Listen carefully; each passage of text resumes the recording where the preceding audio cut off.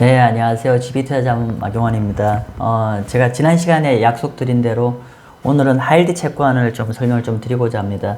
아마 하이힐드 채권을 갖고 계신 분들은 아시겠지만은 연초 이후에 한 15% 이상 좀 손실을 보셨을 거예요. 그래서 지금 하이힐드 채권, 미국 하이힐드 채권 또는 이제 글로벌 고수익 채권이라고 얘기를 하는데 이렇게 좀 손실을 많이 보신 분들 좀 어떻게 해야 될지에 대한 고민들이 많으실 것 같아서 그 설명을 드리고자 합니다.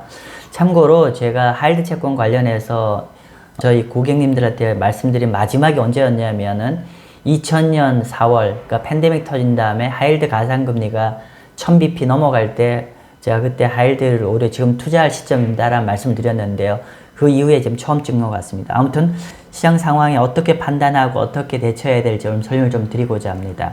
자, 먼저 하이힐드 채권의 어떤 금리 구조와 좀 작동 원리를 좀 정확히 먼저 아셔야 이 하이힐드 채권에 대한 투자 판단을 하실 수 있을 것 같아요. 그래서 제가 좀 간단히 정리를 했습니다. 하이힐드 채권 펀드를 하시는 분들의 토탈 수익 구조는 첫 번째는 이자 수익이죠. 이자 수익이 좀 높죠. 이자 수익에다가 두 번째로는 자본 손익, 즉 하이힐드 채권 가격이 오르고 내린 거에 따라서 가격이 오르거나 손실을 보는 이렇게 두 가지 구성됩니다. 사실은 모든 채권 펀드가 이런 수익 구조입니다. 첫 번째는 이자 수익이고 두 번째로는 시중 금리가 움직이는 거에 따라서 가격이 오르내리는 걸로 구성이 되는데요. 좀 더 구체적으로 이 자본 손익 부분을 좀 더 설명을 드리면은 기본적으로 어떨 때 이제 하이힐드 채권 가격이 올라가냐면은 기본적으로 하이힐드 채권 금리가 하락해야죠. 이게 미국 국채가 아니기 때문에 하이힐드 채권은 하이힐드 채권 금리에 따라서 가격이 좌우된다라고 보시면 될 것 같아요. 그래서 하이힐드 채권 금리가 내려가게 되면 하이힐드 채권 가격이 올라가고 반대로 하이힐드 채권 금리가 최근처럼 올라가고 있죠. 하이힐드 채권 금리가 반대로 올라가는 경우는 하이힐드 채권 가격이 하락합니다. 그래서 이미 연초 이후에 한 15% 이상 하락했는데 이것의 가장 큰 요인은 하이힐드 채권 금리가 상승해서 직접적 영향을 줬다라고 보시면 될 것 같습니다. 자, 그러면 지금 방금 제가 이제 뭐 이런 말씀 좀 드렸는데 좀 더 구체적으로 하이힐드 채권 펀드의 어떤 수익 구조, 어떻게 해야 수익이 나고 어떻게 해야 좀 손실이 나는지에 대해서 좀 어떤 이론적 무장을 조금 시켜드릴게요. 첫 번째는 기본적으로 글로벌 경제가 굉장히 중요합니다. 글로벌 경제가 좋아지냐 나빠지냐가 첫 번째 중요할 것이고요. 그러면 글로벌 경제 움직임에 따라 뭘 영향을 주냐면 첫 번째는 미국 국채금리, 그죠?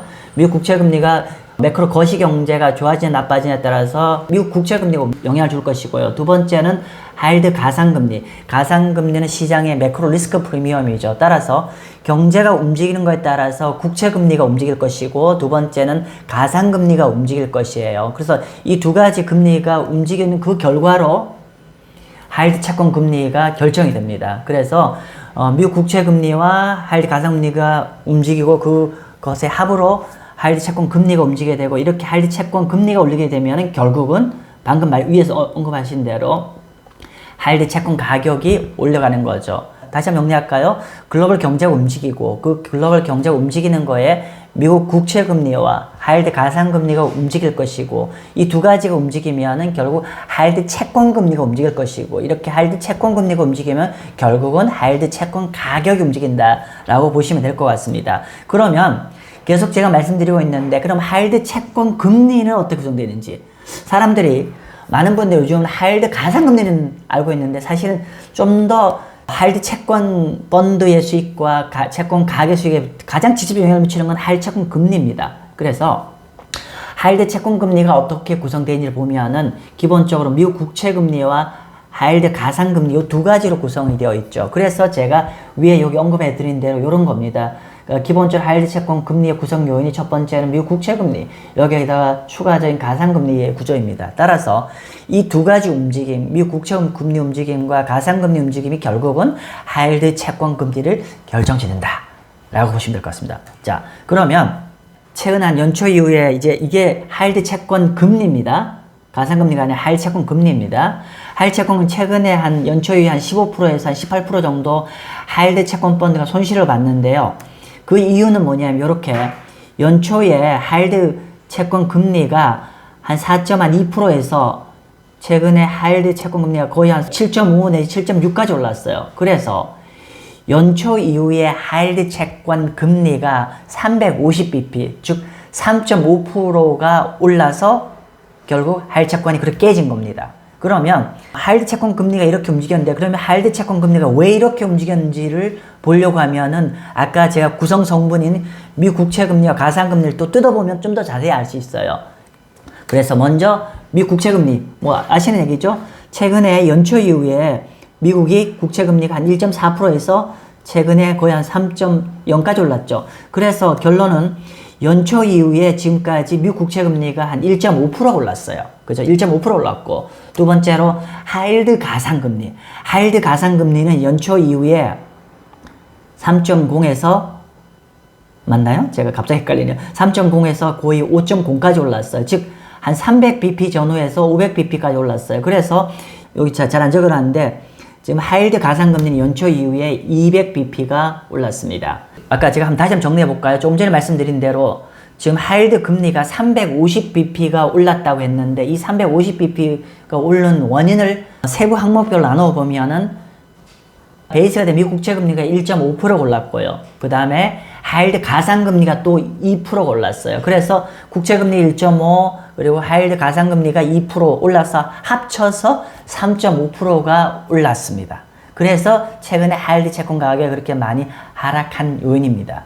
앞으로 최근에 이렇게 해서 채권 가격이 이렇게 빠졌구나 라는 이해하실 수 있을 텐데 그럼 앞으로 어떻게 좀 봐야 될지에 대한 설명을 좀 드려야 되죠. 참고로 현재 하이힐드 가상금리는 한 490bp, 500bp 정도인데 이거는 지난 25년 평균 수준까지 정도에 딱 와 있다 라고 보시면 될 것 같습니다. 그러니까 과하게 높지도 않고 과하게 싸지도 않은 가상금리 레벨이라는 걸 먼저 여러분이 염두에 두시면 될 것 같고요. 좀 구체적으로 그럼 앞으로 하이힐드 채권 어떻게 해야 될지에 대한 설명을 좀 드리고자 합니다.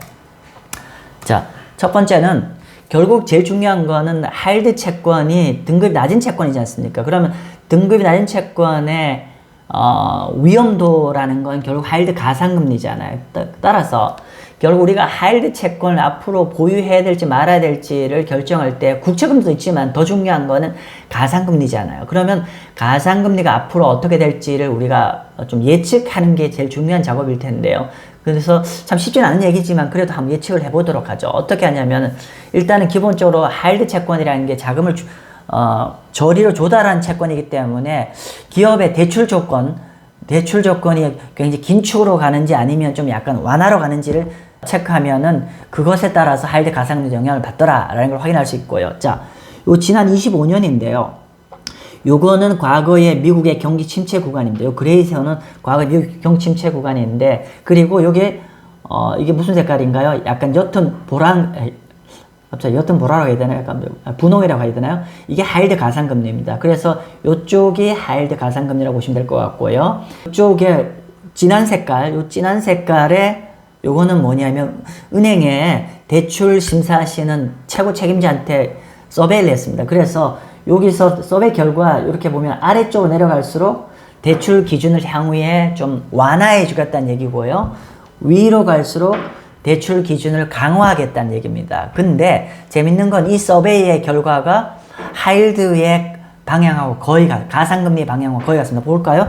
실제로 경기 침체가 전에 아무리 경제 나빠지니까 은행 담당자 입장에서는 대출 여건을 타이트하게 가져갈 겁니까? 이렇게 대출 여건을 타이트하게 가져가면은 가상금리가 올라가게 되고 또 경제가 좋아지게 되면 타이트하게 했던 대출 기준이 이렇게 아래로 약간은 완화 쪽으로 되죠. 그러면 이 가상금리가 떨어집니다. 그래서 실제로 과거에 보면은 과거에 이렇게 실제로 가상금리 그러니까 대출 기준의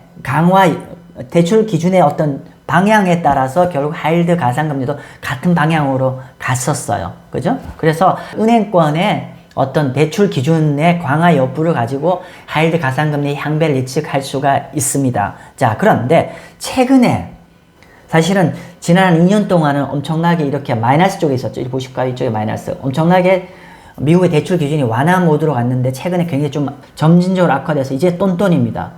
이제 더 이상 대출 기준을 완화하지 않는다는 얘기죠. 마치 한국의 대출 기준하고 비슷한 거겠죠. 그래서 본격적으로 이제 좀 아직까지는 딱 똔똔 레벨인데 이제부터는 대출 기준을 좀 강화할 것 같아요. 이렇게 된다면은 단기적은 아니지만 중장기적으로 은행의 대출 여건이 강화가 되면 아무래도 좀 중장기적으로 하이힐드 가상금리는 더 상승할 수밖에 없을 것 같습니다. 자, 그리고 마지막으로 하이리 채권 가상금리일 때 보통 어떻게 하냐면은 우리가 하이리 채권을 지금 매력적이냐 안 매력적이냐 얘기를 할 때 어떻게 얘기하냐면은 투자 적격 채권과 하이리 채권을 두 가지, 둘 다 크레딧물이거든요. 회사채입니다. 그래서 투자 적격 채권과 하이리 채권은 두 가지의 가상금리를 비교를 하면은 어느 쪽이 매력적인지를 알 수가 있을 거예요. 무슨 말이냐면은 경제가 굉장히 양호해지면은 상대적으로 같은 채권 안에서 투자 적격 채권보다도 하이리 채권이 더 매력적이 되고요. 반면 경제가 이제 조금씩 우려되는 방향으로 가면 상대적으로 하이리 채권이 투자 적격 채권보다 좀 더 이제 언더퍼폼을 하기 시작합니다. 자, 근데 이 언더퍼폼 하는지 여부를 체크하는 거 뭐?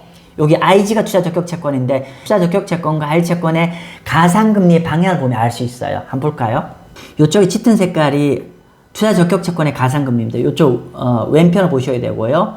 그리고 오른편이 미국의 하이리 채권입니다. 여기 오른편을 보시면 됩니다. 자, 그런데 보시면 이게 여기가 뭐죠? 경침체 구간입니다. 경침체 구간인데 보면은 경제가 좋을 때는 여기 분홍색이라 하네요. 그죠? 하이리 채권 가상금리가 더 큰 폭으로 내려오죠. 더 큰 폭으로 내려옵니다. 이렇게 경제가 좋을 때는 요 짙은 색깔보다 더 큰 폭으로 내려가는데 근데 경기 침체 쪽으로 좀 가까워질 때는 제가 여기 좀 이해를 돕기 위해서 동그란 표시를 했는데 보시면 어떡해요? 밑에 이렇게 상당히 아래쪽에서 이렇게 투자적격 채권보다 훨씬 아래쪽으로 내려갔던 게 축이 쫙 올라오죠.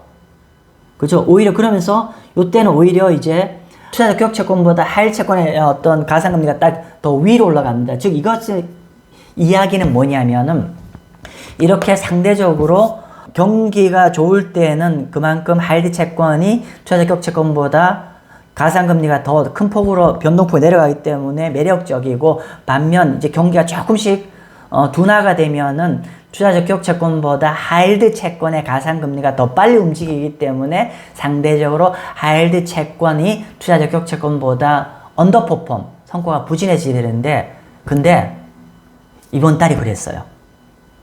지난 2년 만에 처음으로 이번 달이 투자적격 채권보다 하이리 채권이 언더퍼폼을 했습니다. 그래서 이거는 중장기적으로 이제 하이리 채권에 대해서 이제 보유 여부를 고민해야 될 시점에 도달했다고 말씀드릴 수 있을 것 같습니다. 자, 결론.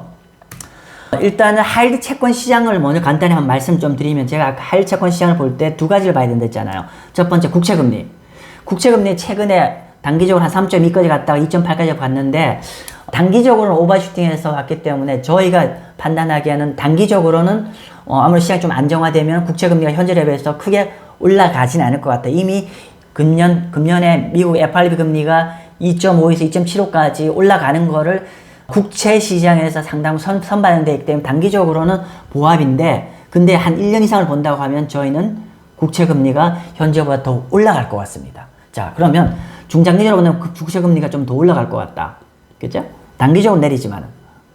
그리고 가상금리도 마찬가지야. 가상금리는 주식시장처럼 해석하면 될 것 같아요. 가상금리는 단기적으로 여러 가지 이제 리스크가 커지면서 가상금리가 확대되어서 깨졌는데 아마도 시장이 안정화되면 단기적으로는 가상금리 조금 축소될 수 있는데 방금 제가 보여줬던 중장기적 그림은 뭐 아까 우리 대출 기준 강화라든지 글로벌 경기 침체 우려감이라든지 보면은 중장기적으로는 하이리 가상금리가 확대될 것 같습니다. 그래서 국채금리는 단기적으로는 보합이지만 장기적으로 확대될 것 같고 가상금리는 단기적으로는 축소되고 장기적으로 확대될 거로 말씀드렸는데 그러면 결론적으로 저희 GB투자자문은 중장기적 관점으로 저희 단기전망 아닙니다. 중장기적 관점으로 하이리는 이제 비중 축소를 해야 되는 게 저희 견해고요. 그래서 단기적으로는 뭐 우리가 좀 긍정적이지만 마치 주식처럼 단기적으로 긍정할 때 좀 가격이 좀 리바운드 한다고 했을 때는 우리가 중장기적 관점 부정적입니다. 그렇기 때문에 이제 긴 호흡에서는 점진적으로 우리가 하이리 채권을 비중을 줄이시는 거를 추천드립니다. 네, 여기서 마치겠습니다. 고맙습니다.